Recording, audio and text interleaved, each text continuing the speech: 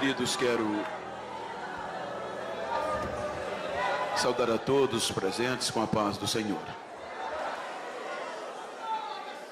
Quero pedir-lhes carinhosamente, àqueles que podem, que tornem os vossos assentos.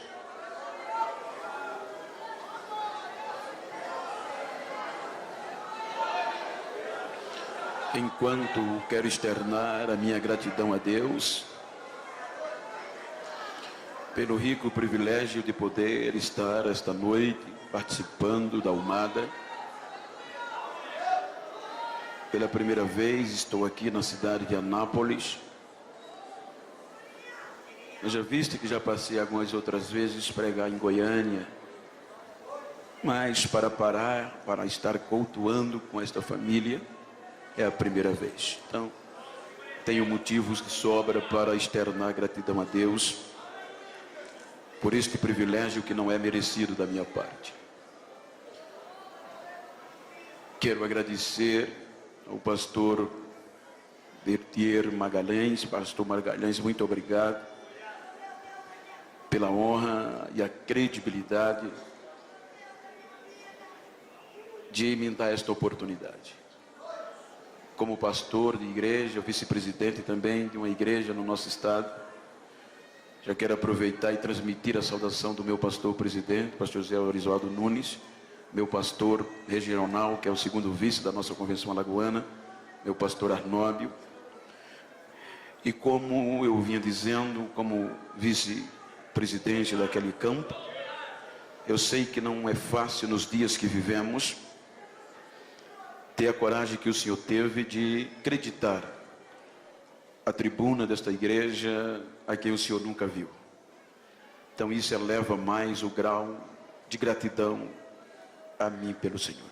Sua família, pastor Osmar, vice-presidente desta igreja, toda esta diretoria que compõe honradamente esta igreja, e a estes homens que compõem este honrado ministério coeso, que eu não tenho ousadia e nem terei de chamá-los de companheiros, porque eu não estou à vossa altura, mas reverenciando-os, quero chamá-los de amigos, agradecendo a cada um e a todos. Registrando os meus agradecimentos ao pastor Santana, com todos aqueles que o lateiam na coordenação da Almada, e a todos os componentes. E registrar a minha gratidão, pastor Paulo, pastor Cláudio, o major, Wesley, os irmãos que estão me recepcionando desde a chegada do aeroporto. Que Deus recompense as vós, irmãos. Queridos, alegria enorme ver o meu amigo íntimo, posso até dizer assim, Cleito Queiroz, sua irmã. A gente sempre tem se encontrado neste Brasil, e ele é um presente de Deus para a minha vida. Como estou em um congresso de jovens,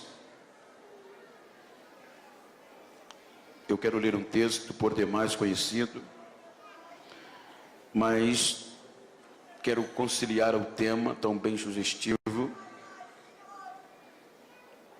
que a palavra vem de despertamento, e eu quero ler um texto que está no livro dos Juízes. É um texto conhecido de cor salteado, através das mensagens, dos louvores, mas é a mensagem que está no meu coração, e por certo, tem vidas que precisam ouvir nesta noite. Juízes capítulo 16, versículo 21 e 22, o texto está escrito, 16 do livro dos Juízes, capítulo 16, versículo 21, diz: Então os filisteus pegaram nele, arrancaram-lhe os olhos e fizeram-no descer a Gaza. Amarraram-o com 2 cadeias de bronze e ordenaram ele a girar o moinho. Versículo 22, mas o cabelo da sua cabeça começou a crescer de novo, logo depois que foi rapado. Soberano Deus e eterno Pai, quero te louvar e te agradecer por este momento. Toma o meu pulmão, a minha garganta, e que a palavra que sair da minha boca edifique vidas debaixo da unção do teu Espírito. Em nome de Jesus.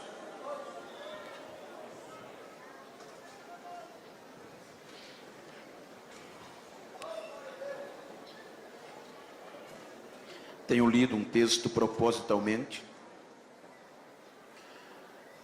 para falar de um contexto de despertamento para uma geração em ascendência, uma geração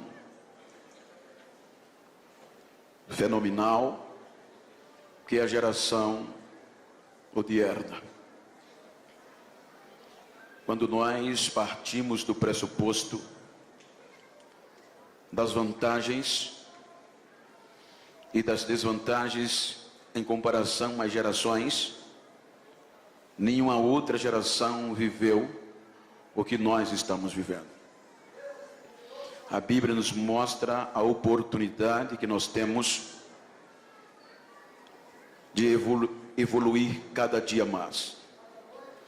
Só para os irmãos ter uma pálida ideia, esta geração é uma geração bombardeada para desistir. É uma geração que teria, dentro das probabilidades humanas, 1001 motivos para não estar presente neste congresso, haja vista que as ofertas são muitas. Há uma preocupação quase que generalizada por parte de alguns pesquisadores, psicanalistas, psicólogos, sociólogos, acerca desta geração. Quando nós observamos há pensamentos, há descobertas em que os próprios pesquisadores, homens conhecidos em todo o planeta, ateus, homens céticos, que abordam uma preocupação devastadora. Haja vista que, segundo o psicanalista Marco Polo, e obviamente em um dos seus conceitos, ele apresenta algo assustador, à vista que uma criança, segundo ele, como um grande pesquisador, quando ela atinge 7 anos de idade, ela hoje, na geração que vivemos, ela consegue ter mais informação no cérebro do que os imperadores de Roma durante o seu período. Ele aborda que quando uma criança chega a atingir 9 anos de idade, o grau de informação que ela recebe supera as informações de Sócrates e Platão. A preocupação é que esta geração, em meio a tantas informações, não está conseguindo gerir ideias produtivas e criativas. Há uma preocupação porque estes homens, cujo eu citei no passado, de uma geração, de um passado, ele usufruía de tantas poucas informações, e as ideias eram mais criativas do que a geração de hoje.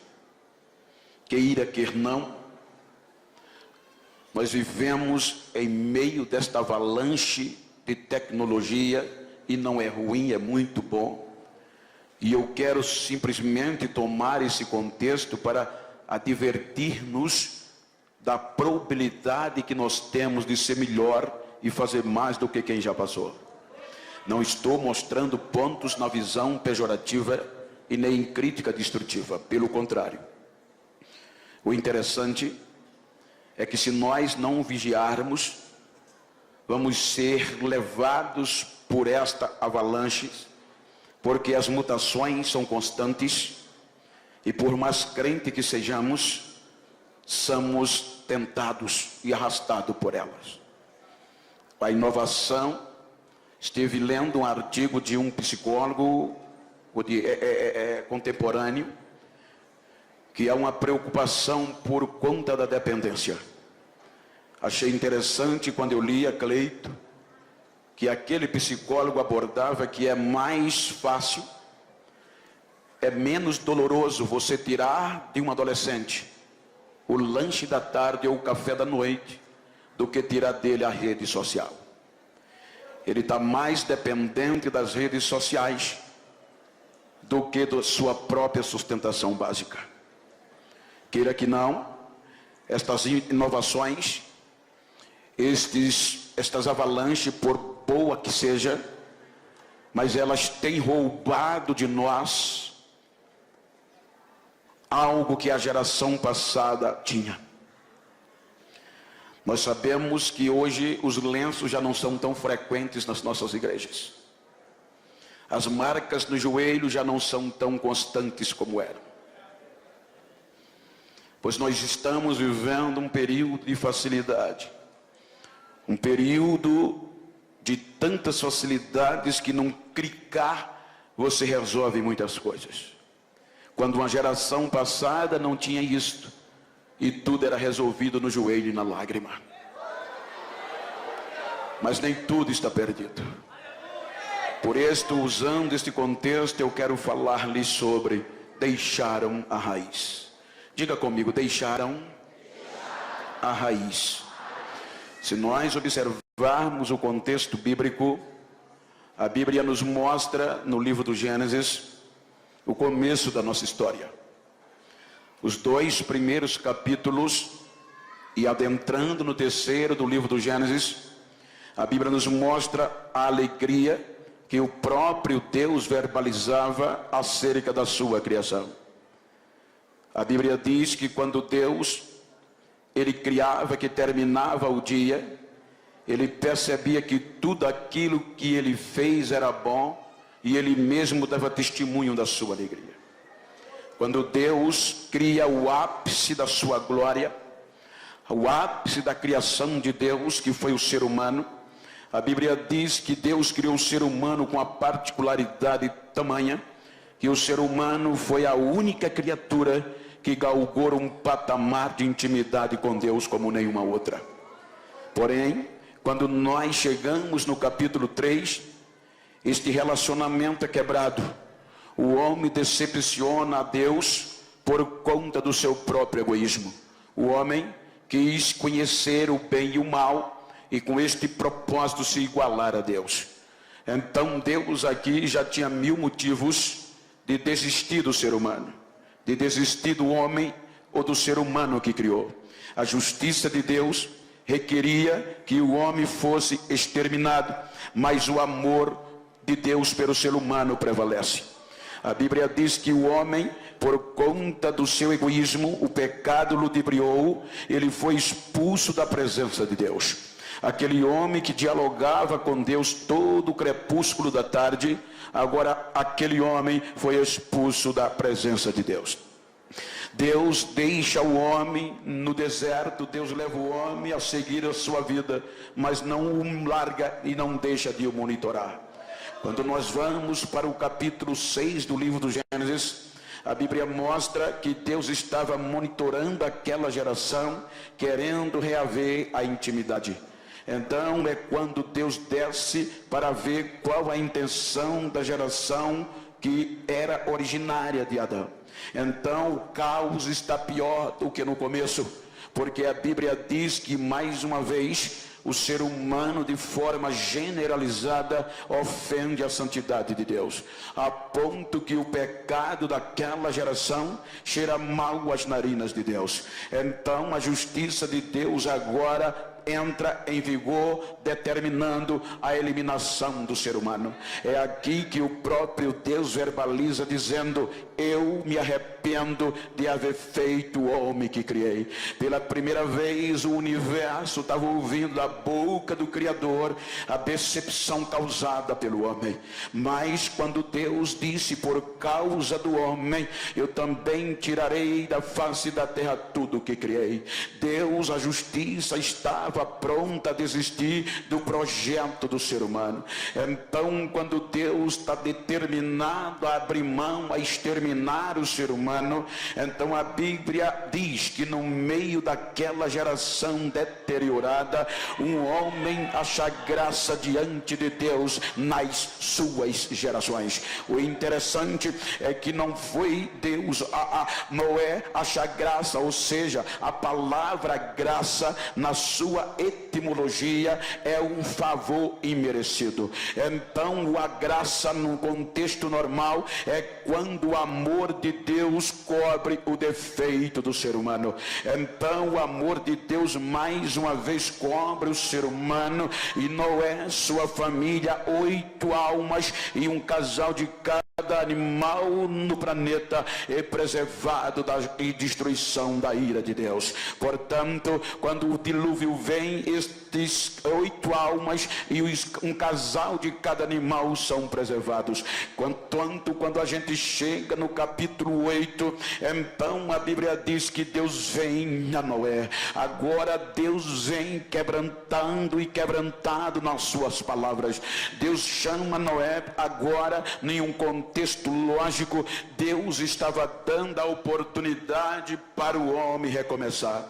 Quando o homem recomeçava, agora Deus faz com que o homem pise no planeta Terra mais uma vez, e Deus faz uma nova aliança com a geração de Noé. Nunca mais eu farei o que eu acabei de fazer, nunca mais eu destruirei com água o mundo nem o homem. Então Deus faz uma aliança com o sinal no céu. Quando nós vamos para o capítulo 11, esta geração agora provinda de um contexto lógico de Noé, de um recomeço, mais uma vez decepciona a Deus, porque a Bíblia diz que esta geração no capítulo 11 se entrou mais uma vez no egoísmo e quis se livrar de Deus. A Bíblia diz que a terra gozava de um só idioma quando tiveram esta péssima ideia: criaremos uma torre cujo cume chega às nuvens do céu. Porventura Deus queira desistir e destruir a terra com água, nós temos como nos livrar dele. Então é quando Deus vem, observa, e agora Deus espalha aquela geração, e aí vem as diversidades de idiomas que hoje nós estamos vivendo. Quando nós chegamos no capítulo 12 do livro do Gênesis, o negócio fica melhor, porque agora Deus faz algo inusitado desde a criação do homem. A Bíblia diz que Deus resolve criar um projeto de resgate, o maior projeto de resgate da intimidade entre ele e o homem, mais uma vez. Pela primeira vez desde a queda do Gênesis, do capítulo 1 no capítulo 12. Era a primeira vez que Deus estava entrando em uma terra idólatra dentro desta geração, para mais uma vez depositar crédito ao ser humano. A Bíblia diz que Deus vai lá na terra onde o povo era idólatra. A família de Abraão também era idólatra, adorando o sol, a lua como um Deus que os protegia. Então Deus vai lá e faz uma proposta a um homem chamado Abraão: sai da tua terra, do meio da tua parentela, e vai para uma terra que eu te mostrarei. O maior projeto missionário na visão transcultural do Antigo Testamento.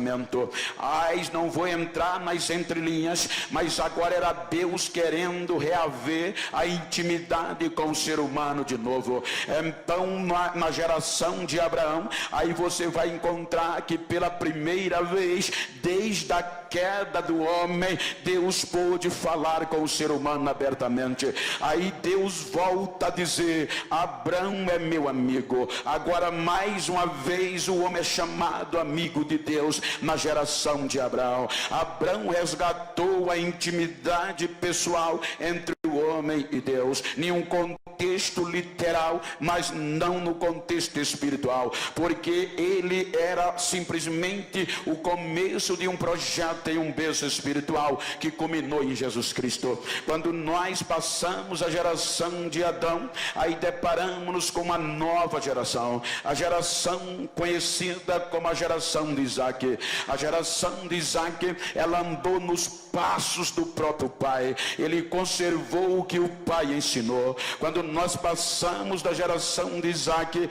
deparamos-nos com uma geração de Jacó, uma geração que teve o encontro com Deus no val de Jaboque. A Bíblia nos mostra algo interessante.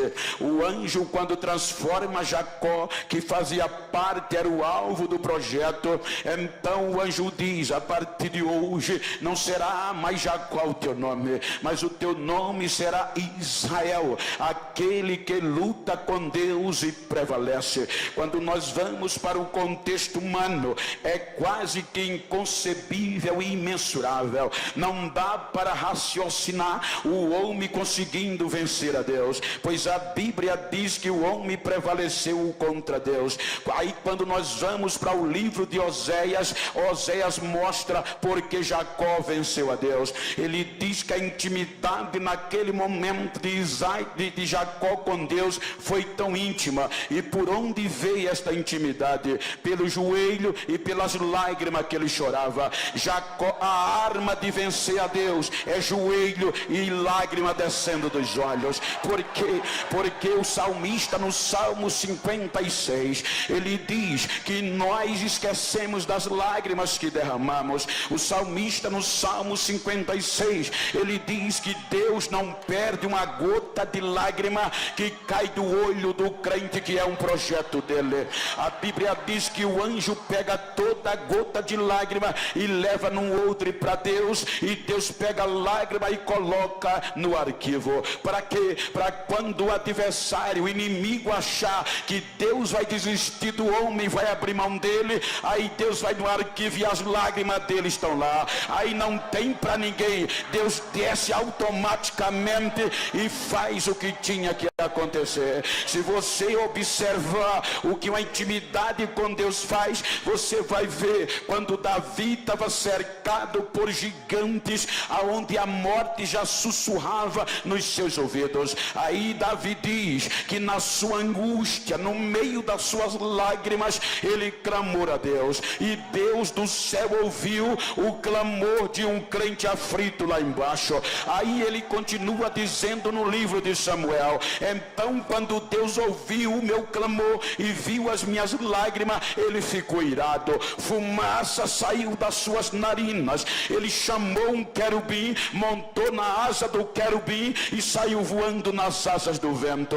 Aí ele diz: o relâmpago apareceu, o trovão começou a trovejar, e tudo debaixo dos seus pés se tornou escuridão. Quando você vai para a ciência, olha o que Deus faz por causa da lágrima de um projeto seu. A ciência diz que nenhum outro astro tem tanta glória no universo feito o Sol. A ciência diz que o Sol tem uma camada chamada coroa, que ela chega a atingir cerca de 2 milhões de graus Celsius. É muito calor, ninguém consegue encarar o Sol frente a frente. Mas por causa da lágrima e do choro de um projeto, aí Davi diz que quando Deus desceu para livrar, tudo dos seus pés se tornou escuridão, o sol se escondeu, a glória de Deus suprimiu a glória do sol. Aí Davi começa dizendo no seu cântico: então tudo debaixo dos seus pés se tornou escuridão, e Deus vinha, e por onde ele passava, as brasas se acendiam pelo resplendor da sua glória. Ele desceu e me resgatou das mãos dos meus adversários. Intimidade com Deus, ela é baseada em lágrima e em marca nos joelhos. Isto é que faz a diferença. Quando nós passamos a geração de Jacó lá no Egito, deparamos-nos com a geração de José. Ainda no livro do Gênesis, A Bíblia diz que a intimidade de José com Deus era tamanha que Deus lhe mostrou o futuro que haveria de acontecer. Ele tinha tanta convicção que era um projeto de Deus, que antes dele morrer, ele chamou os seus irmãos e disse: quando eu morrer, não enterre os meus ossos na terra do Egito.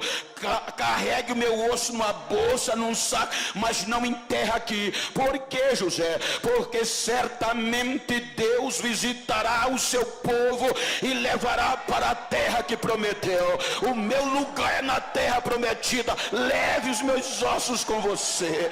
Aí a partir daqui apareceram os carregadores de ossos. Quando nós passamos pela geração de José, nós deparamos com a geração de Moisés. Moisés tinha uma intimidade com Deus tamanha que quando ele subia ao monte, o monte estremecia. É por isso que o escritor aos Hebreus diz que Moisés, já sendo grande, recusou-se ser chamado filho da filha de Faraó. O que isso implica, pastor? Isso implica dizer que ele alargou o privilégio de ser chamado neto da maior potência política e econômica da época. Para quê? Para preferir sofrer com o povo de Deus, para por um momento só não gozar do pecado que o povo pecava, mas tendo uma visão de uma promessa futura. Por isso ele abriu mão de tudo.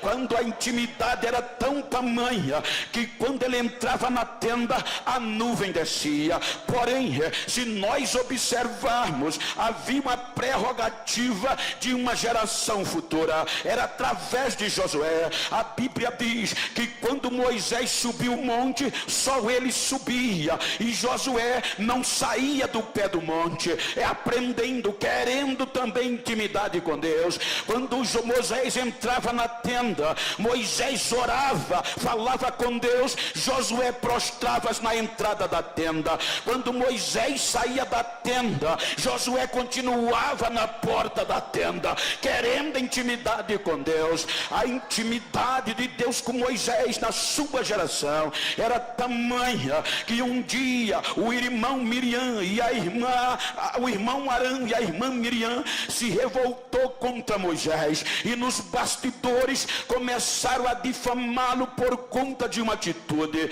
Então Moisés nem sabia, mas Deus já ouviu lá de cima. Isso é que é amigo. Aí Deus vem e não diz a Moisés, diz: Moisés, eu quero uma reunião particular com você, com Miriam e com Arão. Leve-os para fora da tenda. Quando os três saíram fora da tenda, aí Deus desce e fala para Miriam e Arão. Disse: Miriam e Arão, eu falo com os profetas, falo sim, mas com os profetas eu falo por meio de visões e de sonhos, mas com Moisés não. Moisés eu falo com ele cara a cara, olhando nos olhos dele. Ei, diga para quem está ao seu lado, se você puder, diga: se quer ter problema, fale mal de mim.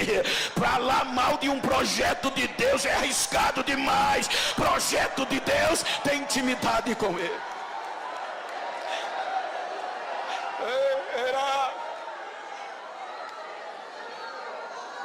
Quando nós passamos a geração de Moisés, passamos pelo livro do Êxodo, passamos por Número, Levítico, chegamos em Deuteronômio. Aí em Deuteronômio há registro que Moisés subiu o Monte Pisga e morreu. Só Deus sabia da morte de Moisés. No arraial ninguém sabia. Moisés de lá mesmo partiu para a glória. Até o corpo Deus resolveu dar um jeitinho e não deixar exposto. Então agora houve crise, houve silêncio. Com quem é que Deus desce sem ninguém saber? Aí Deus vai lá no arraial e chama Josué e diz: Josué, esforça e tem bom ânimo, meu servo Moisés é morto, e agora sou eu e você que vai colocar o povo na terra prometida. O meu negócio agora é com você, Josué. A geração de Josué guardou a intimidade. Veja que foi através de Josué que Deus colocou o povo na terra prometida. Aí a gente chega no livro de Juízes, capítulo 2, a Bíblia diz que Josué distribui a terra e morre, no versículo 8 por aí. Quando a gente vai mais adiante, a Bíblia diz que os anciões, aqueles que ladeavam Moisés, também morreram. Aí vem o versículo 10. O versículo 10 diz que levantou uma nova geração que não conhecia Deus e não tinha intimidade com os seus milagres. Uma geração que levantou-se levada pela modernidade da época, pelo egoísmo da época. Uma geração que não sabia o que era milagre e não sabia o que era lágrima no olho. Uma geração que não tinha marca no joelho. Uma geração que andava na base da razão, segundo o seu entendimento. Uma geração que perdeu a sensibilidade com Deus. Então é aqui que começa o drama, porque pela primeira vez este povo, projeto especial de Deus, é entregue à escravidão.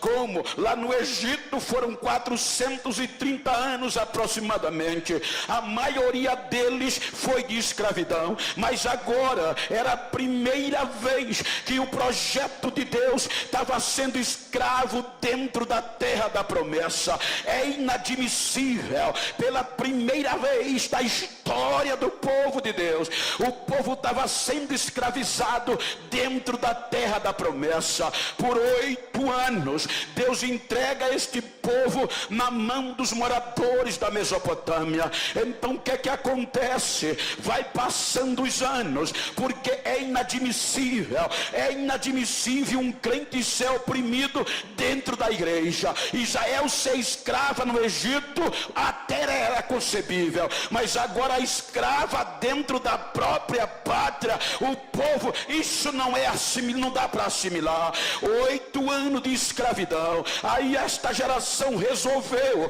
voltar ao passado. Esta geração resolveu esquecer um pouco da razão e entrar pelo contexto da fé. Então a Bíblia diz que esta geração começa a chorar e bota o joelho no chão, coloca a cara no pó, e sabendo que Deus não resiste choro de crente.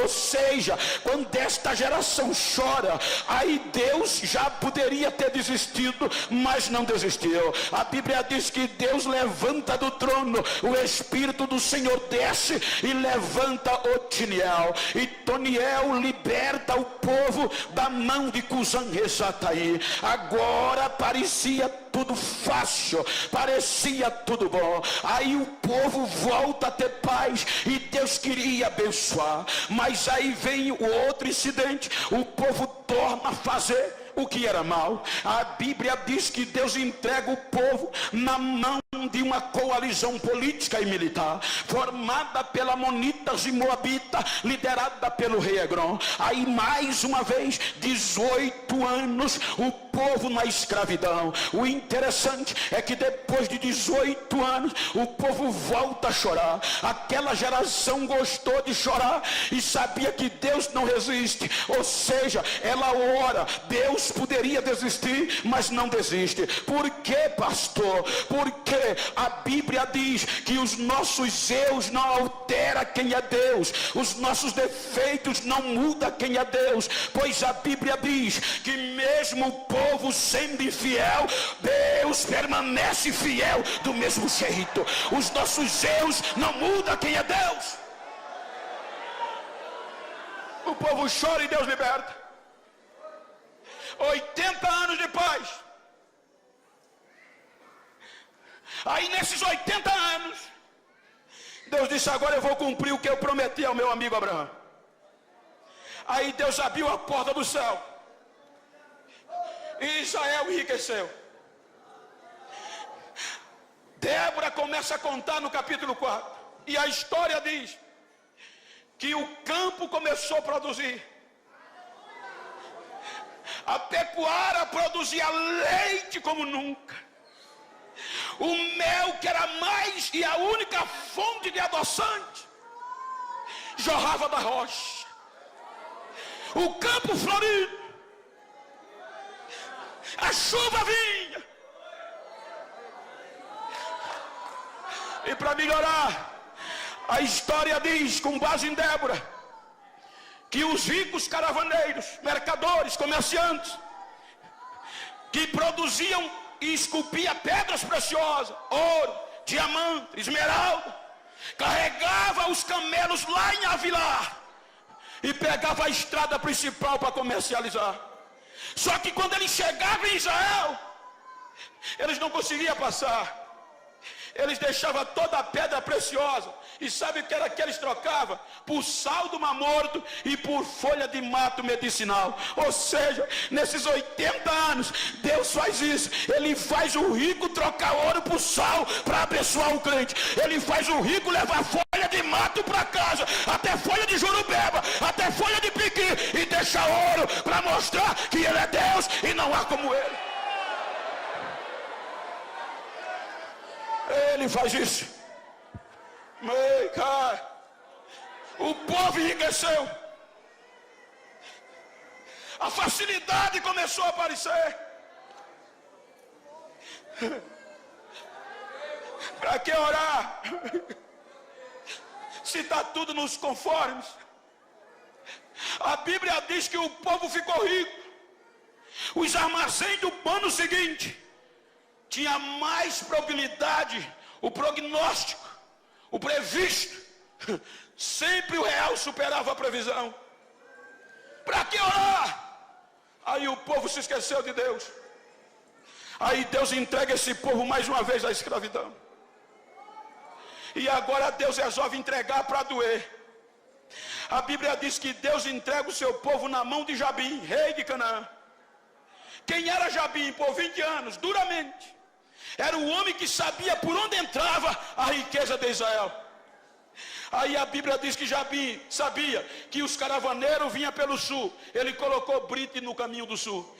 Ele sabia que pelo norte entrava mais ouro. Ele fechou o caminho do norte. Ele sabia que pelo leste vinha pedra preciosa. Ele colocou soldado no caminho para os mercadores não passar. Ele sabia que do outro lado os 4 pontos cardeais ele fecha com brite de soldado. Aí é que por isso que Débora diz em Juízes: os viajantes vinham e não podiam passar, tomavam caminhos tortuosos e não chegavam nas aldeias de Israel. Aí com isso o povo foi empobrecendo mais uma vez, porque sem Deus não dá não, sem Deus não vale a pena.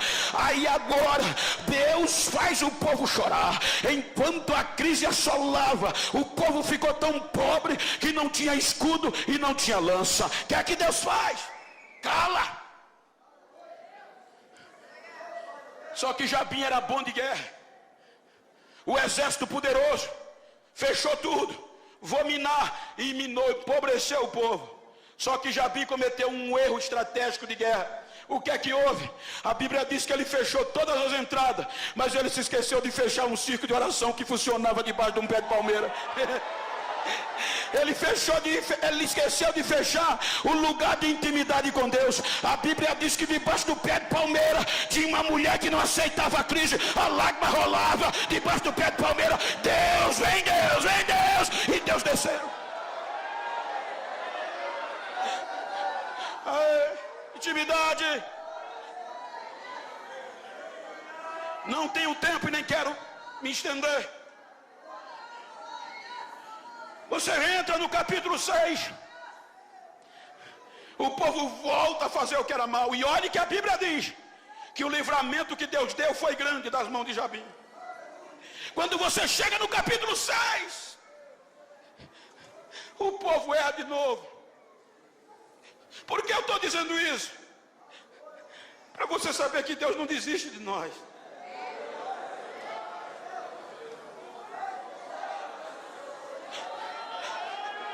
Aí agora vêm os midianitas e amalequitas. O povo plantava. Na época da colheita, eles chegavam e levavam tudo. 7 anos. Muitos desistiram. Cavaram buraco, esconderam. Fizeram caverna, colocaram. Mas tinha um jovem guardando a semente no lagar. Tinha um jovem que não temia, sabendo que não podia malhar trigo no celeiro, na eira, ele levava para o lagar. Sabendo antes do inimigo chegar, ele guardava a semente. Aí o anjo achou aquilo tão interessante, que a Bíblia diz que um dia ele estava malhando trigo no lagar. O anjo chegou debaixo de um pé de pau e sentou. Olhando o jovem, meteu a marreta no trigo. Pá! Pá! Aí o anjo disse: esse cabra é macho. Se não for goiano, é alagoano. Esse é. Aí o anjo grita de lá: o Senhor é contigo, varão valoroso. Aí Gideão olha para trás e diz: ai, meu Senhor, se o Senhor é conosco, de onde nos sobrevém tão grande mal? Por quê? Onde estão os milagres que nossos pais nos contaram?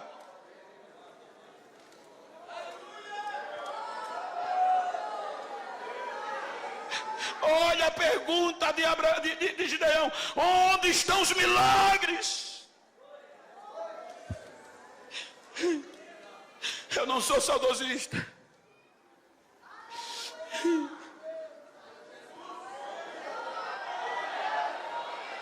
mas às vezes dá saudade do nosso tempo antigo, quando a gente não tinha WhatsApp, quando a gente não tinha Facebook, quando a gente não tinha tantos flashes nas nossas igrejas, quando a gente não tinha cantor famoso, quando a gente não tinha pregador famoso, quando a gente não precisava depositar cachê para ninguém vir pregar, que a palavra valia. Ai, mesmo sem cantor famoso, quando o hino da harpa aparecia, Jesus começava a batizar da galeria para o fim da igreja, o batismo caía. Aonde estão os milagres?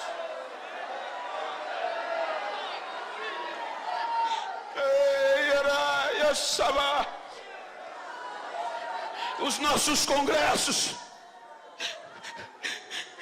tinha dificuldades para terminar. Quando o conjunto cantava, Jesus batizava, curava. Terminava os cultos e jovem era difícil controlar. Sacudidos pelo poder de Deus, desmaiado, correndo para lá e para cá dentro da igreja. Quem morria ressuscitava. Terminava o culto, o pastor dizia: como é que vai parar esse culto? Já é meia-noite, apaga as luzes. Quando apagava as luzes, era que o fogo pegava, o fogo caía e ninguém podia sair. Leva para casa como bota dentro do carro de mão, leva nas costas. A gente saía com os jovens dos carros de mão, dentro do carro de mão, falando em língua, profetizando, tendo visão, e os não crentes correndo atrás. Eu quero, eu quero, eu quero, eu quero. Era milagre em praça pública.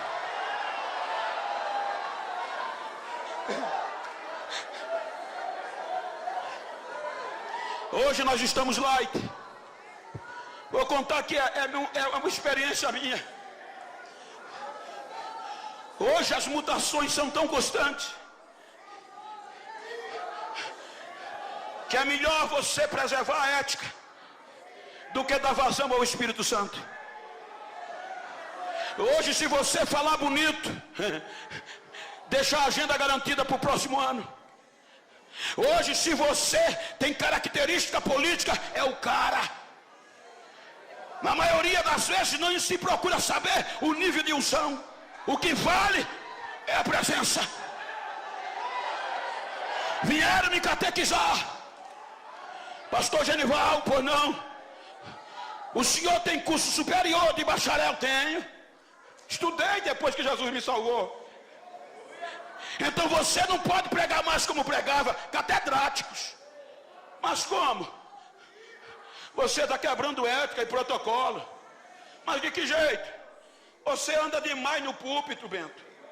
Você chora demais. As nossas igrejas hoje, isso é topada de universitário, doutores. Isso é antiético, é feio e está certo. Se você chorar, tem que ser 2 lágrimas e enxugada assim, ó.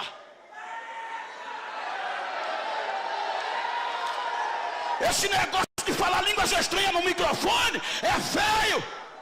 Ninguém vai entender.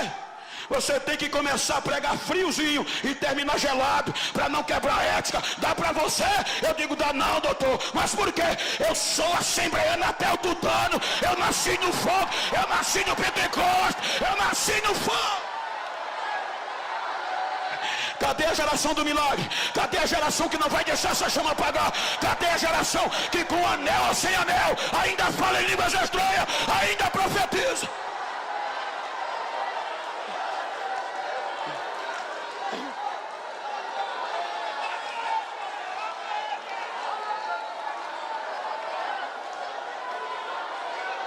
Cadê os milagres?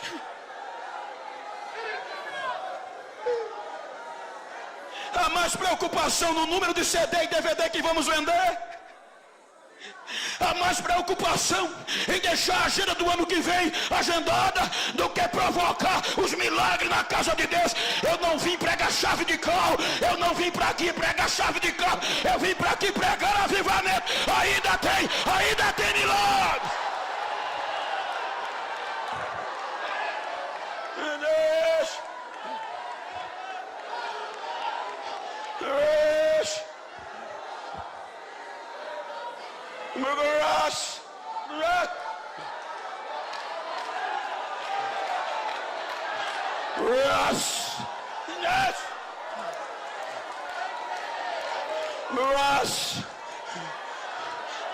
De graça baixa,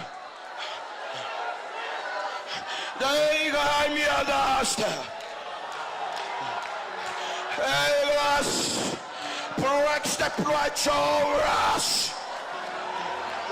Miguel mega e ras, eria garas, ras, eria paregedal.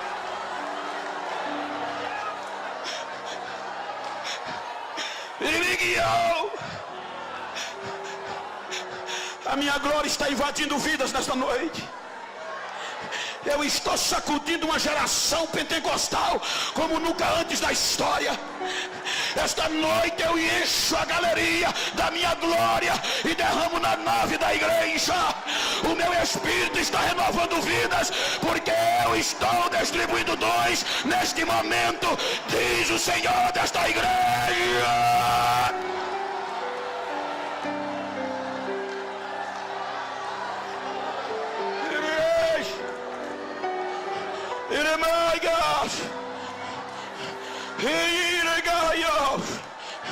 Para que saibam que a minha presença está no meio de vós, os meus pés estão palmilhando no meio de vós. Recebam a unção da minha glória, diz o Senhor agora.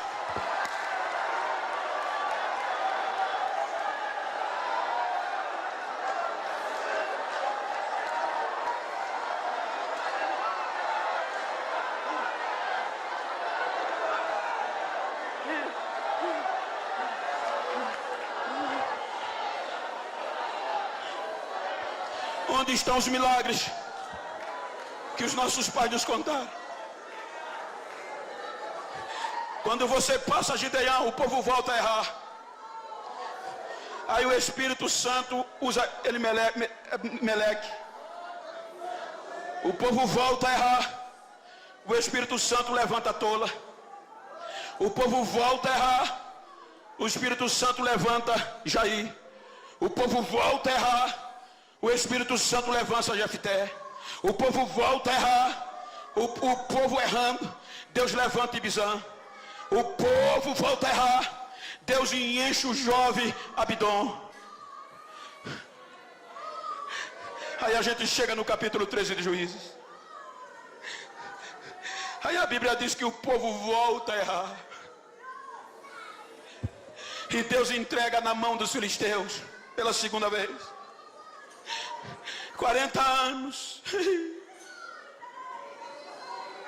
40 anos. O povo não aguentou. Chora. Aí agora Deus não desce para levantar ninguém.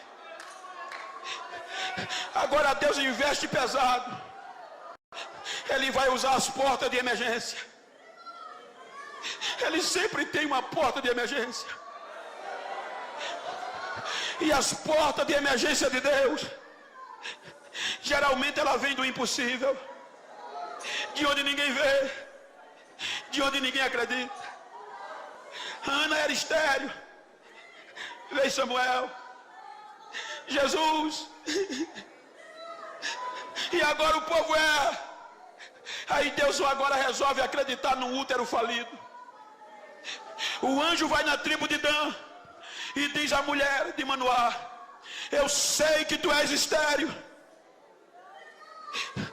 o teu útero é falido, tu está vivendo no ápice do opróbrio, da vergonha, mas resolveu Deus usar o teu útero falido, e no teu útero vai nascer um menino.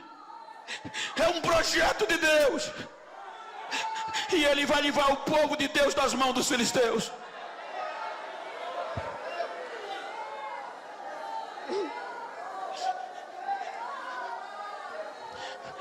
A mulher aceita a proposta, e o capítulo 13 diz que o menino nasce. O anjo disse à mulher: ensina ele é nazireu, ele não pode beber nada derivado da uva, não pode comer comida imunda, não pode tocar em cadáver, e não pode passar navalha na cabeça. Ensina ele.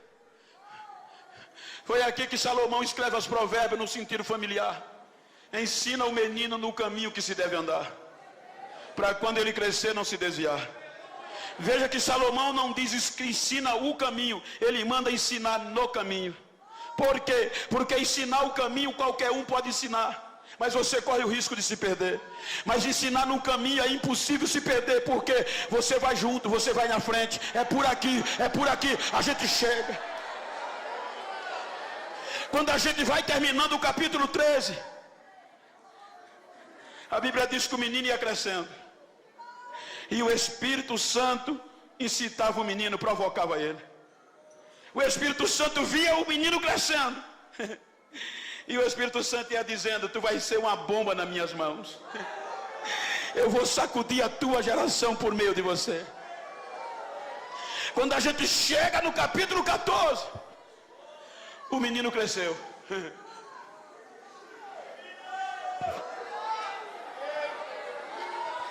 O problema começa quando o menino cresce. É a onda hoje, né? Essa semana eu recebi um telefonema dos Estados Unidos da América, de uma agência de publicidade, querendo ser meus agenciadores nos Estados Unidos. Pastor, a gente é agenciador de muitos pregadores e cantores famosos, e será uma honra para a gente ter o senhor na nossa agência. Oh, meu filho, eu já tenho.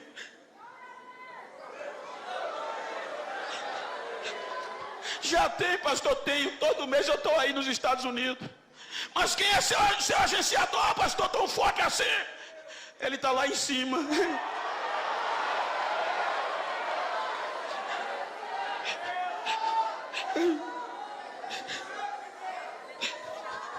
O menino cresceu.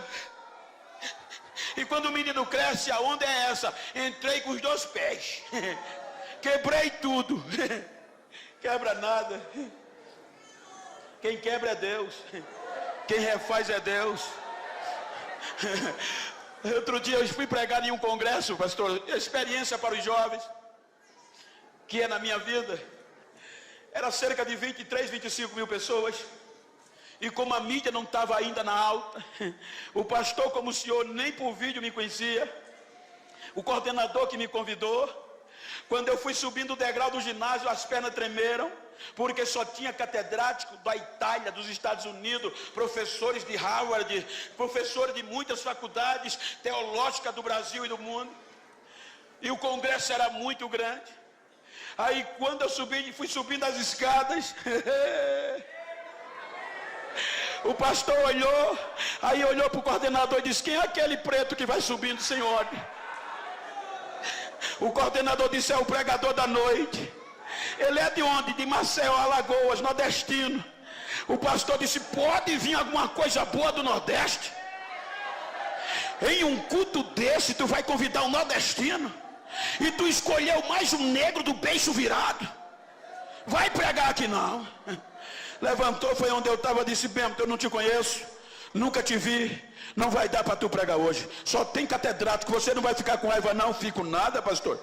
Então ele virou as costas, fui me sentar. Deus não deixou ele sentar. Ele fez a volta. Chegou onde eu estava, olhou para mim e disse: eu vou te dar 10 a 15 minutos. Tu prega qualquer coisa aí, tá bom? Porque depois a gente grande vai pregar. Só para você não ficar triste, tá bom? Tá, pastor, não tem problema não. Peguei o microfone, já entrei com 220.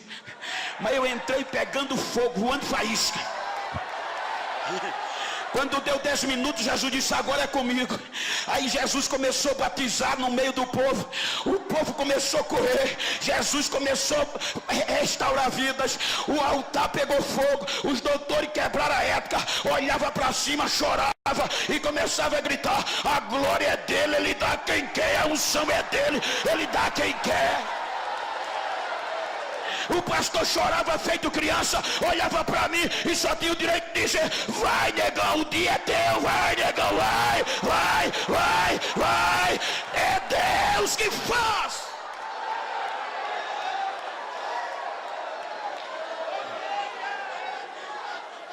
O menino cresceu, gente.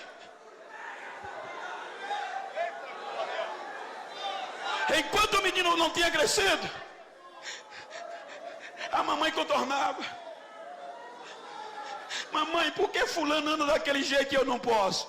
Você é diferente, você é um projeto, meu filho. O menino cresceu e se apaixonou por uma mulher da Filisteia, na cidade de Tímina. Quando ele se apaixona pela moça, o pai não conseguiu contornar. O menino estava ficando famoso. Aí o pai e a mãe vai em Tímina acertar o casamento, o noivado. A Bíblia diz que quando eles vão passando na plantação de uva, aí o leão sai de dentro das uvas contra o menino, para desgraçar o projeto. Quando o leão vai atacando o menino, aí o Espírito Santo disse: agora eu te pego. Aí o Espírito Santo pegou Sansão, e Sansão rasgou o leão como se fosse um cabrito novo. Se escondeu debaixo do pé de uva. Acertou o noivado e volta para casa. Aí mais adiante o escritor diz: tornou ele a voltar e agora ele vai só. E quando ele vai só, ele se desvia do caminho. A Bíblia diz que ele foi olhar o corpo do cadáver. Está escrito, ele desviou do caminho. Ele foi olhar o que tinha acontecido com o cadáver do leão. Quando ele chegou lá, que viu o corpo coberto de favo de mel, ele esqueceu que não podia tocar em cadáver.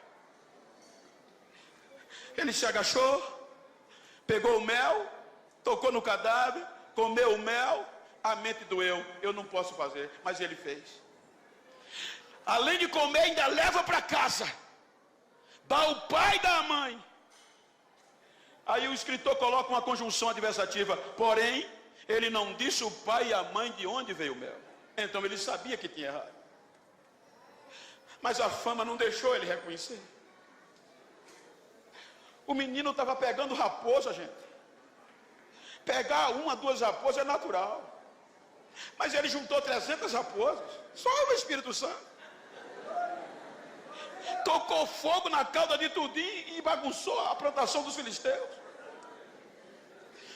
O menino estava tão famoso que os filisteus subornaram alguns judeus para amarrar ele. E o texto diz que amarraram ele com cordas novas. Essas cordas eram tão resistentes que diz a história era de nervo fresco de animais. Se colocasse 2 bois puxando em sentido contrários, eles não quebravam aquelas cordas. Amarraram ele. Quando os filisteus chegaram: Sansão! Amarrado. Ele quebra as cordas como se fosse um fio de linho queimado. E depois que quebra a corda, ele grava um CD musical. Se fosse hoje, A Bíblia diz que ele pega uma queixada de jumento, mata 1000, mata 500, mata mais 500, faz um montão, e ele sai cantando. Com uma queixada eu matei 500, com outra fiz um montão, e bababá, ficou famoso, já estava gravando até aí.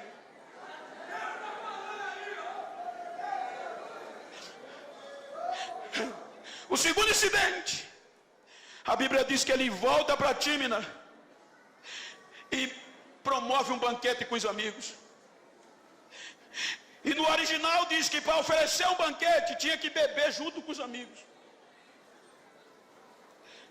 Ele bebeu, ninguém viu. Ele bebeu fora da cidade, fora da igreja, em outra cidade. O bafo do vinho saiu. Volta para casa, pai disse: ô pastor, pregador famoso, tudo bem? Tudo. Ninguém sentiu mais, não tinha mais bafo. Mas lá em cima tem 2 olhos como chama de fogo. E muitas vezes Deus deixa a gente pensar que é alguma coisa. Vai, lá na curva eu te pego.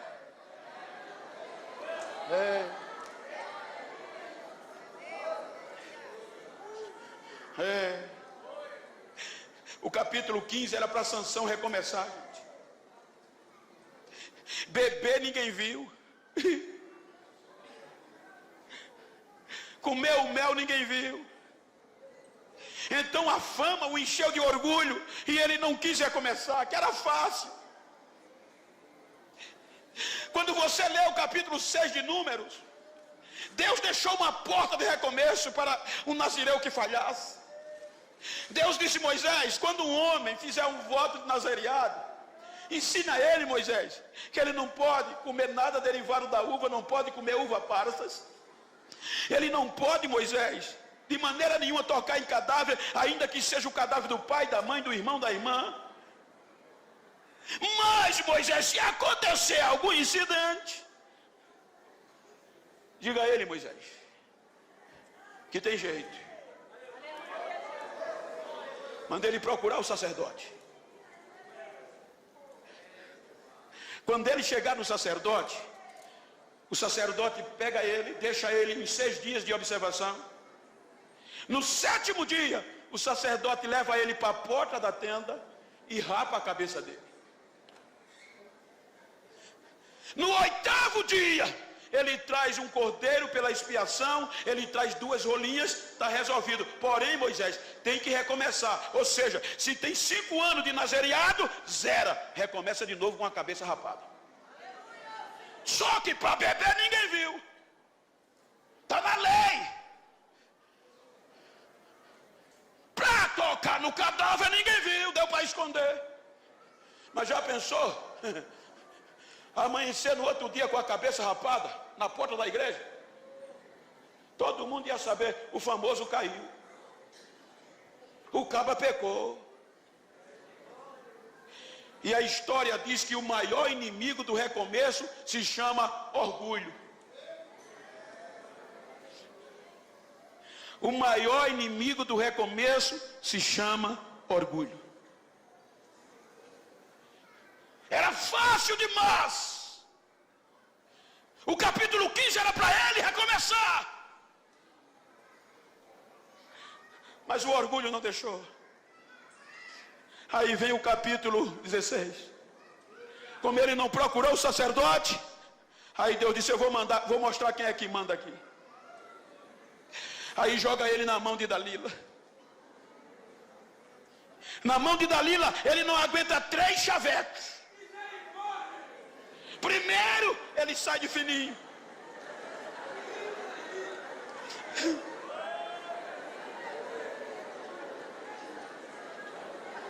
Segundo, ele sai de fininho, mas no terceiro ele não resiste.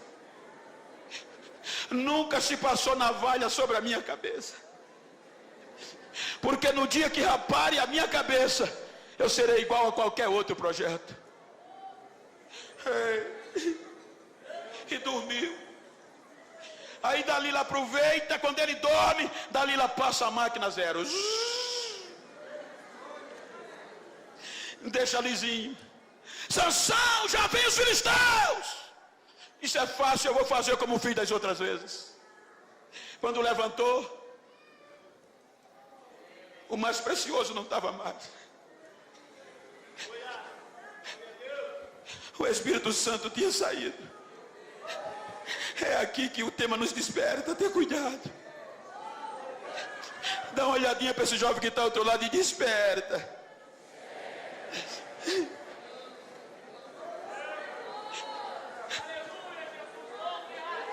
O Espírito Santo foi embora. Os filisteus arrancaram o globo ocular de Sansão, gente. Amarraram-o com 2 cadeias de bronze. Jogaram ele no cárcere para girar moinho. Sabe quem girava moinho? Jumento. Agora um projeto de Deus. Estava fazendo trabalho de jumento no cárcere. Os filisteus tiraram 99% do que Sansão tinha.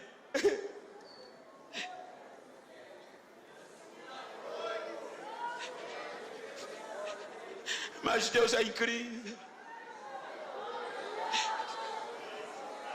Se você ler o versículo 22, você vai encontrar o que Deus mostrou para Dalila e os filisteus.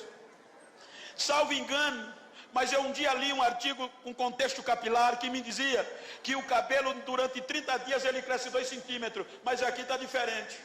A Bíblia diz que era Dalila rapando o cabelo e logo depois o cabelo voltando a crescer. Era Deus dizendo para Dalila: você está pensando que eu vou desistir dele? Você está pensando que eu vou abandonar ele? Deus não abandona seus projetos. Me permita dizer que é a primeira vez que eu estou aqui. E se o senhor permitir, eu pedi para o tecladista me ajudar. Quantas vezes eu não quis tirar minha vida? Por quê, pastor? Porque dizia: esse negro não vale o que come. Mas um dia chegou um jovem e disse: eu conheço alguém que não abandona você. Quem é? Jesus. Eu fui para a igreja depois de 3 meses evangelizado, sem acreditar. Jesus me aceitou. Com 15 dias me batizou com o Espírito Santo. Com 1 mês eu desci as águas. Com 1 ano eu liderava a mocidade lá no interiorzão, dentro do canavial. Com 1 ano e meio de crente, chegou um pregador num culto de domingo, eu sentado lá numa igrejinha pequena. Ele disse: fica de pé você, Genival. Quando eu fiquei, ele disse: você é um projeto de Deus. Deus te tirou do pó e vai fazer você andar no meio dos príncipes. O mundo vai ouvir falar o teu nome e o Brasil vai ser pequeno para você pregar. Só que era impossível na ótica humana, na lógica do homem. Pobre, dentro do canavial. Foi tão sério que com 3 dias depois, um grupo de obreiros foi me aconselhar. E com razão: Genival, você chegou na igreja agora. A gente já tem anos aqui. E para você não ficar triste, não acredita naquilo que ouviste do pregador, não. Mas por quê? Porque você é diferente, não tem jeito. Mas eu não sou crente. Mas você tem 3 defeitos que não vão te aceitar. Então quais são os meus defeitos? Tu é pobre, analfabeto e preto.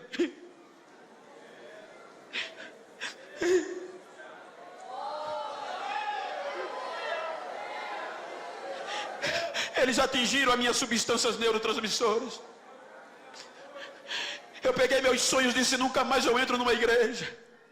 A chave da congregação ficava na minha casa. No outro dia eu não aguentei, eu disse: eu vou orar meia hora. Eu costumava orar 8 horas por dia.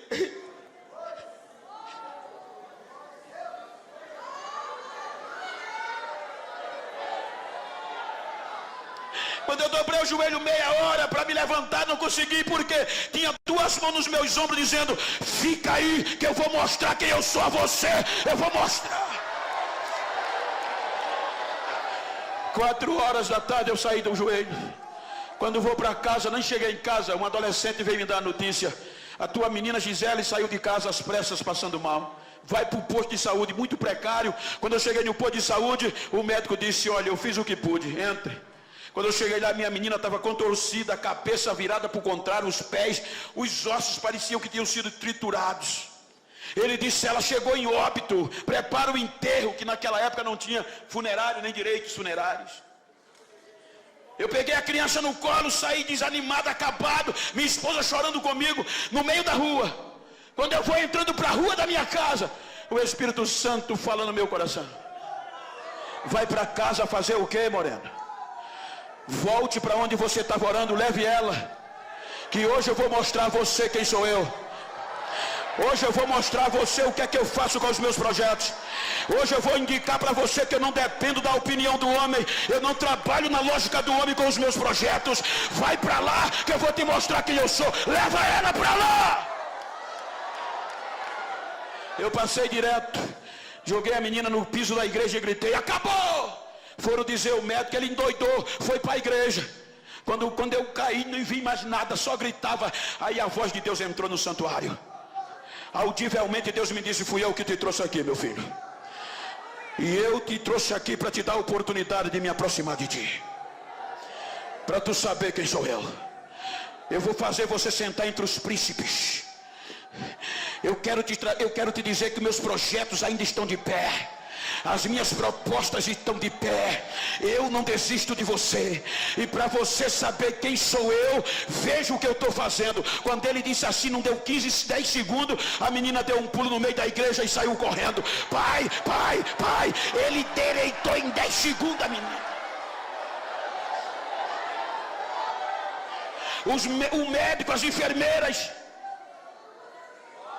olhavam para mim sem acreditar e diziam: o que é que houve? Eu gritava: o Senhor disse que meus sonhos morreram, meu projeto, mas o Jesus dos crentes ainda é vivo. Ele faz como quer, ele usa quem quer, do jeito que quer.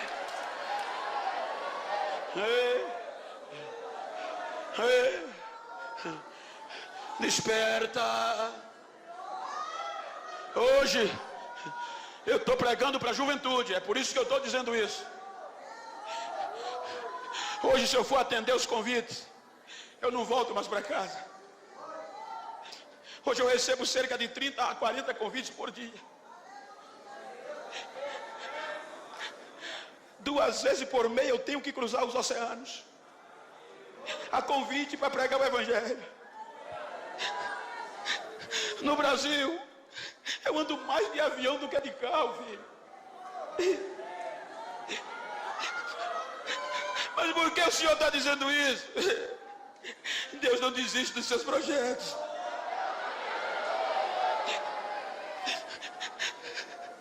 Hoje eu prego nos maiores trabalhos do Brasil e nas convenções e no mundo inteiro. Acostumado a andar de carroça de trator, em lombo de burro. Hoje, desembarco nos aeroportos. Tem alguém me esperando. Mas Bento, faz um site. Eu não tenho site. Bento, vende DVD. Nunca vendi um DVD. Usa cartões para o mundo te conhecer. Nunca usei cartões telefônicos. Só ando com a Bíblia e o óculos. E hoje esqueci do óculos no hotel. Mas como é que vão te conhecer, Genival? Sem site, sem Facebook, não importa. A minha Bíblia diz que os raios, antes de cair, eles vão perguntar a Deus aonde cai. A minha Bíblia diz que o vento, antes de soprar, se apresenta a Deus e diz: para que lado eu sopro hoje? Aí Deus deixa Deus soprar, deixa. Aí para lá, leva, leva. Deus sopra.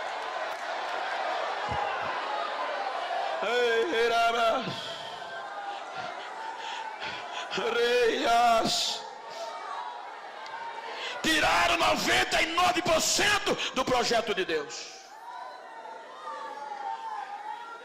Jogaram no cárcere. Humilhamos a ele e o seu Deus. E era comum os pagãos fazer um culto em ação de graça quando venciam os seus adversários. A Bíblia diz que os filisteus fizeram um culto em ação de graça a Dagom, no templo de Dagom. que lotou a igreja, a casa. A Bíblia diz que entre príncipes, mulheres e homens, a casa lotou, que só no teto tinha cerca de 3.000 pessoas penduradas. Para quê? Para ver o projeto sendo humilhado, pastor Santana. A Bíblia diz que quando a festa estava boa, aí o príncipe dos filisteus disse: manda buscar o Sansão, um projeto falido, para a gente se divertir com ele. Agora o projeto de Deus, Senhor, algemado, sem visão, sem direção. Aí o guia vai lá no cárcere buscar ele. Me permita, pela intimidade, pastor. O guia vai lá no cárcere. Wesley, me ajuda aqui. E Sansão está lá, conjecturando. O guia pega Sansão e ele vem rebocado para o templo de Dagom. Um projeto que arrancava portão de cidade, o projeto que botava homens, milhares para correr. Agora um guia rebocando ele. Quando ele chega no templo de Dagom, a Bíblia diz que o povo brincava com ele. Você sabe o que isso quer dizer?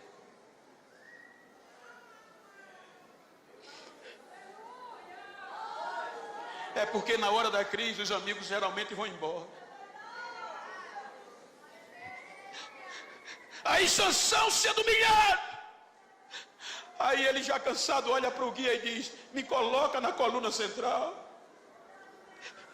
O guia leva ele, deixa ele perto da coluna. É aqui que aprendemos uma lição que eu quero transmitir nessa noite. Tiraram 99% de Sansão, mas não tiraram a esperança dele. Diga para quem está ao seu lado: os teus erros não destrói você.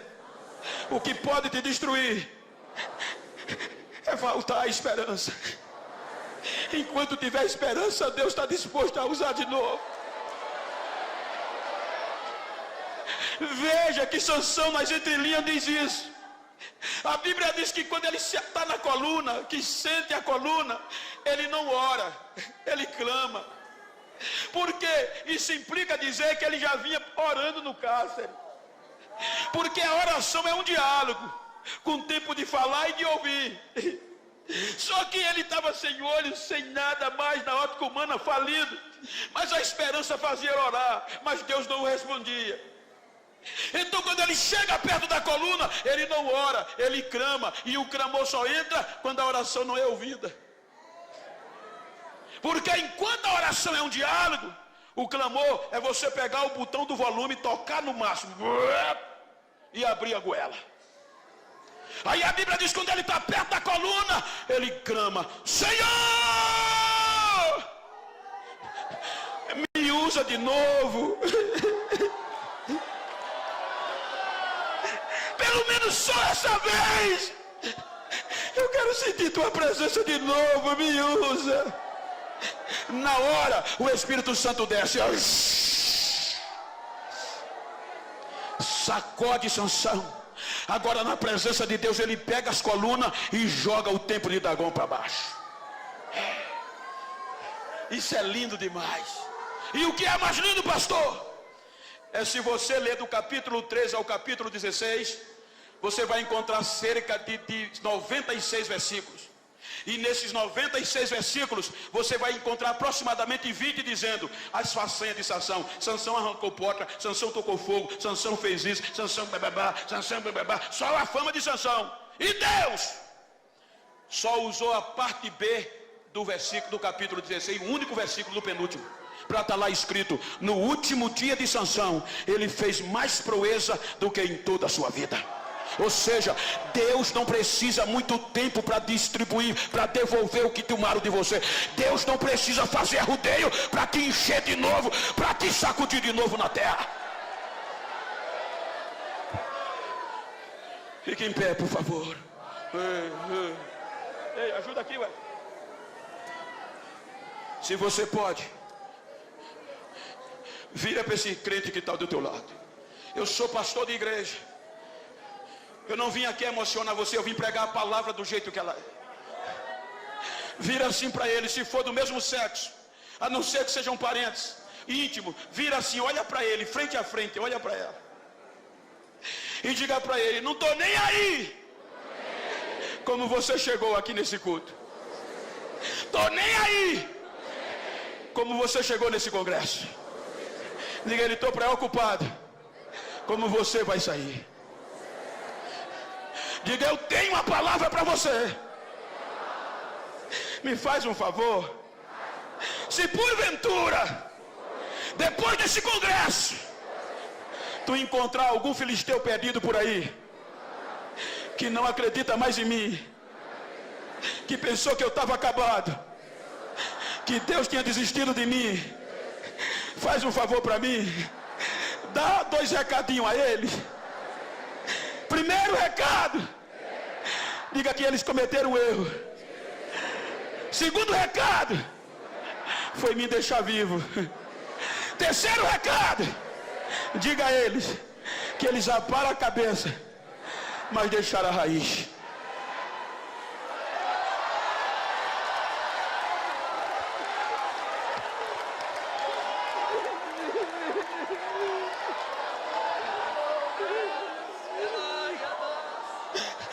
Enquanto tiver raiz, tem esperança. Os filisteus podem até tirar o cabelo, os filisteus podem arrancar até a farda, os filisteus tiram a credencial, os filisteus podem até criticar, defamar, eles cortam o cabelo porque o cabelo é para fora, mas a raiz é para dentro. Só quem mexe é Deus, só quem vai é Deus, só quem vai lá é Deus.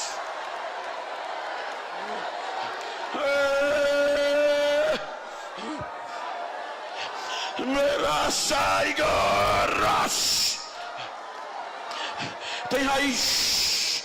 Se tem raiz, tem recomeço. Se tem raiz, tem recomeço. Se tem raiz, tem recomeço. Se tem raiz, tem recomeço. Se tem raiz, Deus está devolvendo de novo. Se tem raiz, vai crescer de novo. Se tem raiz da velha geração, vai ter batismo, vai ter cura, vai ter dons espirituais sendo devolvido hoje.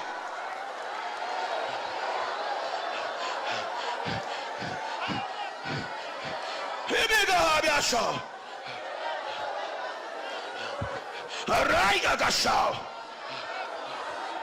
Remiedes. Jacob prosaia legal. Ele me colossel. Ampsite ktayo do. Ai ne buraya samura.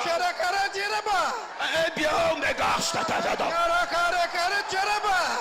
Sou eu que faço.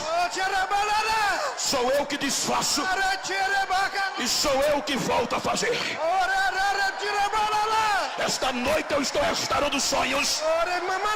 Esta noite eu estou restaurando projetos. Esta noite eu estou devolvendo a minha presença para aqueles que havia perdido. Esta noite eu estou fazendo algo grande novo no meio de vós, para que vocês saibam que eu tenho urgência. Recebam o avivamento da minha parte pelo abraço do meu Espírito, diz o Senhor desta igreja.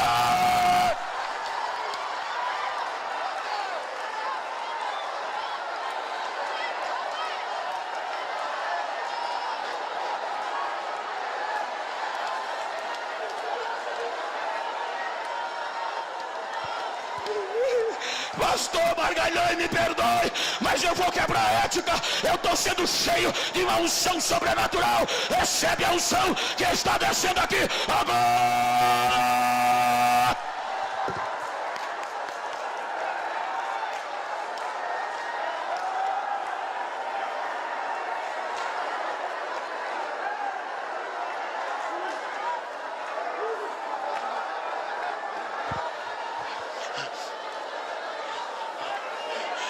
Abraça esse crente que está ao teu lado, se você pode. Eu não costumo fazer isso, eu sou pastor, mas eu estou sentindo há uma pedra de fogo queimando no meu interior. O Espírito Santo está me outorgando a transferir para vidas aqui nesta noite. Segura esse crente, abraça ela. Abraça ele, vai, mas segura mesmo. Profetiza para ele. Diga: Deus não desiste de nós. Diga para ele: Deus não desiste de nós. Diga: eu só vou te largar quando eu ouvir línguas estranhas. Eu só vou te largar quando eu ver o barulho do cabelo voltando a crescer. Eu só vou te largar quando haver recomeço.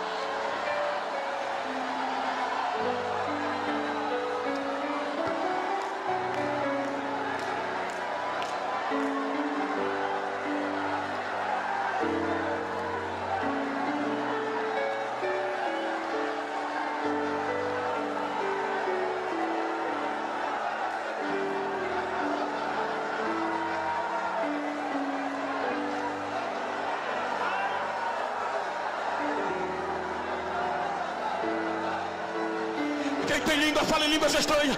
Quem não tem, recebe batismo agora. Toca fogo nesse crente que está ao teu lado.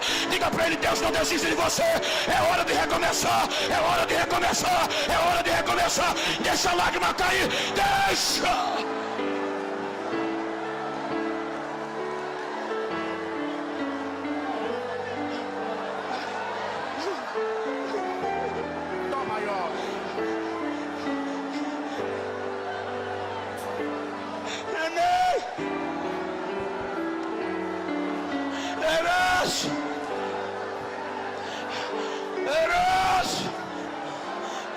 Eros!